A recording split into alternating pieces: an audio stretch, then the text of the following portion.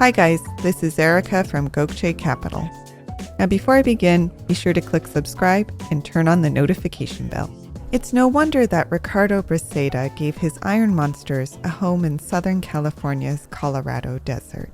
The landscape around Palm Springs feels at once alien and deeply familiar. But no giant scorpion, even one of metal, is as preternaturally sharp as the cluster of white wind turbines that rise out of the landscape 20 miles west of the resort town. Perhaps because architecture school did such a good job at inculcating a love of modernism in me, I actually find the turbine's sleek forms pleasing. But many have worried about the impact their long, thin blades have on airborne life. So are these massive turbines as bad as some say? It turns out the answer is already being uncovered by a group of very unlikely scientists. But more on that later. For avian questions aside, many landowners are finding that lease payments from wind turbines and farms are a great source of passive income. So whether you are thinking of renting your land out to a wind company or are just curious about wind farms, here are the top things you should know. Number 1. A wind farm is a group of wind turbines in the same location that is used to produce electricity. Wind farms vary in size from a small number of turbines to several hundred, covering an extensive area. Number 2. Wind power is expanding rapidly. Currently, wind is 8.4% of total U.S. utility-scale electricity generation, and as of the time of this recording, there are 1,500 wind power projects in 44 states. Number 3. There are a few different kinds of wind farms. The first is onshore. These are clusters of turbines ranging in size from 100 kilowatts to several megawatts that are grouped together on land in wind plants. You often find these in rural or remote locations, such as the Palm Springs wind farm mentioned at the beginning of this video. But of increasing importance are offshore wind farms. In fact, you've likely heard stories recently about President Biden's plan to increase offshore farming. Offshore wind turbines are massive, taller than the Statue of Liberty, and typically produce more energy than onshore wind farms, which is why there is so much interest. But there are also distributed wind farms, which are small-scale energy production operations, often only a single wind turbine that is installed at the point where energy will be used, such as on a farm or homestead. You will find these in remote off-grid locations, where the turbine will produce power in conjunction with other off-grid generators, such as solar or a gas-powered generator. Number 4.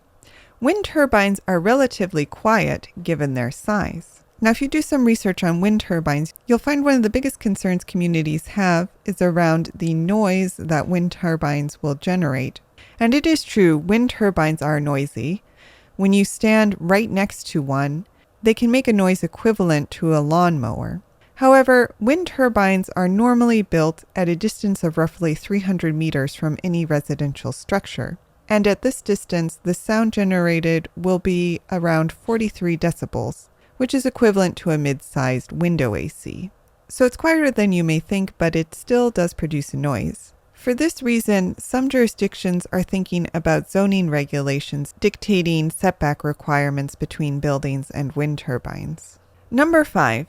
The amount of land needed for a wind farm depends on the size of the farm and the local wind conditions. Size can be defined by either the capacity or the number of turbines. But, as you would guess, the larger the wind farm, the more land you need.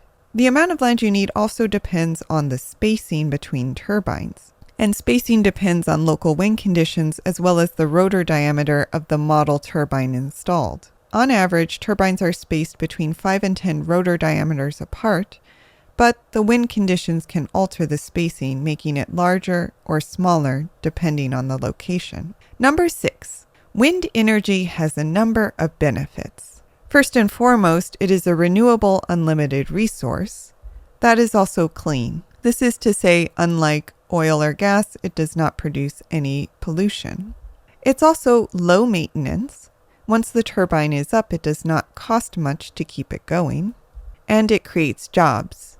After all, someone needs to install the turbines. It does work in almost any location that gets at least some wind, and it helps us achieve energy independence. Number 7. Having said all this, wind energy does have some downsides, and you'll often find articles online discussing conflicts that arise when wind energy comes to a community. First of all, it has a high upfront cost, and a wind turbine can cost over $1 million depending on its capacity. Wind energy is also not quite as reliable as other energy sources. After all, the wind does need to be blowing for the turbine to produce energy. But the biggest debates around wind farms have to do with the aesthetic impact.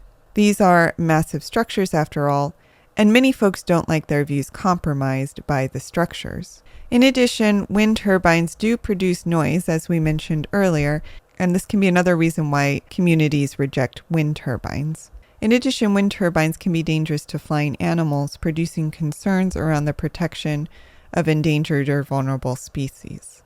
But let's return to the Palm Springs wind turbines. The San Gorgonio Pass wind farm, just to the west of Palm Springs, is the oldest in the U.S., and it is here that questions about wind's impacts on wildlife are being intently studied. As we speak, the wind farm is going through a makeover, with the old 1980s turbines being replaced by larger, more efficient ones.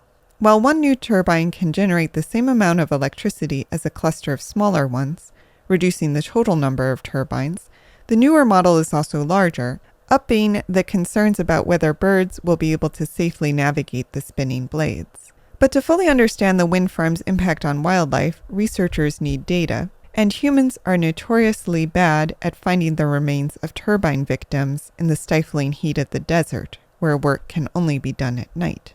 Fortunately, there is one special group of researchers who don't need to rely on their eyes. Since 2018, sniffer dogs have been helping to patrol the area around the wind turbines to collect data on the number of birds and bats killed each year.